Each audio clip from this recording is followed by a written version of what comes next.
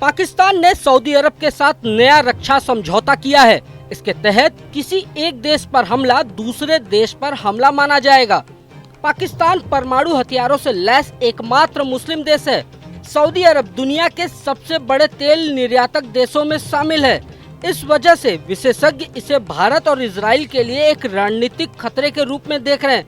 हालांकि पाकिस्तान ने तुरंत सफाई दी है। उसने कहा है कि यह समझौता दोनों देशों के बीच रक्षा सहयोग और सुरक्षा साझेदारी को मजबूत करने का संकेत है।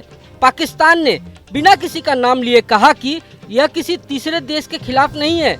यह समझौता केवल रक्षा और सामरिक संतुलन के लिए है। पाकिस्तानी रक्षा मंत्री ख्वाजा आसिफ ने इस समझौते की तुलना नाटो के अनुच्छेद 5 से की। उन्होंने बताया कि यदि कोई हमला होगा, चाहे वो पाकिस्तान पर हो या सऊदी अरब पर, दोनों देश मिलकर उसका सामना करेंगे। उन्होंने इसे रक्षात्मक समझौता बताया और कहा कि इसका उद्देश्य किसी पर आक्रमण करना नहीं है। ख्वाजा आसिफ ने कहा कि यह साझेदारी क्षेत्र में सामरिक संतुलन बनाए रखने के लिए बनाई गई है। रॉयटर्स की रिपोर्ट के अनुसार ख्वाजा आसिफ ने दावा किया है कि पाकिस्तान के पास मौजूदा परमाणु हथियार सऊदी अरब की सुरक्षा के लिए उपलब्ध होंगे। उन्होंने कहा कि इस समझौते के तहत सैन्य और परमाणु क्षमताएं साझा की जाएंगी। उन्होंने यह भी दोहराया कि पाकिस्तान ने हमेशा अपने परमाणु कार्यक्रम की पारदर्शिता बनाए रखी है और किसी अंतर्राष्ट्रीय नियम का उल्लंघन नहीं किया है।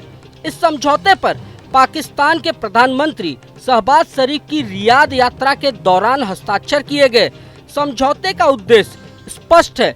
अगर किसी एक पक्ष को खतरा होगा तो दूसरा पक्ष उसकी रक्षा करेगा। दोनों देशों ने इसे रणनीतिक पारस्परिक सहायता का हिस्सा बताया है।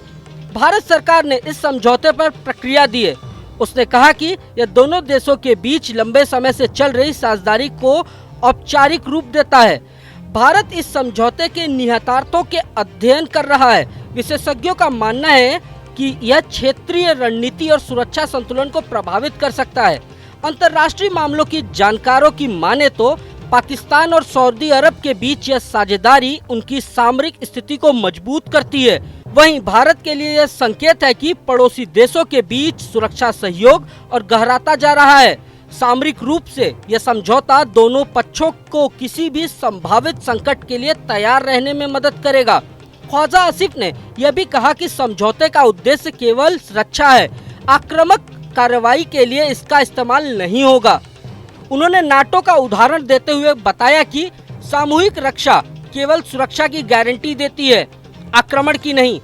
इस समझौते के बाद पाकिस्तान और सऊदी अरब दोनों ही किसी भी संभावित संकट के लिए तैयार दिखते हैं। सामूहिक रक्षा की यह नीति दोनों देशों के लिए सुरक्षा की नई गारंटी साबित हो सकती है। क्षेत्रीय राजनीति और भारत पाकिस्तान सऊदी अरब के रिश्तों पर इसके प्रभाव को नजरअंदाज नहीं किया जा सकता।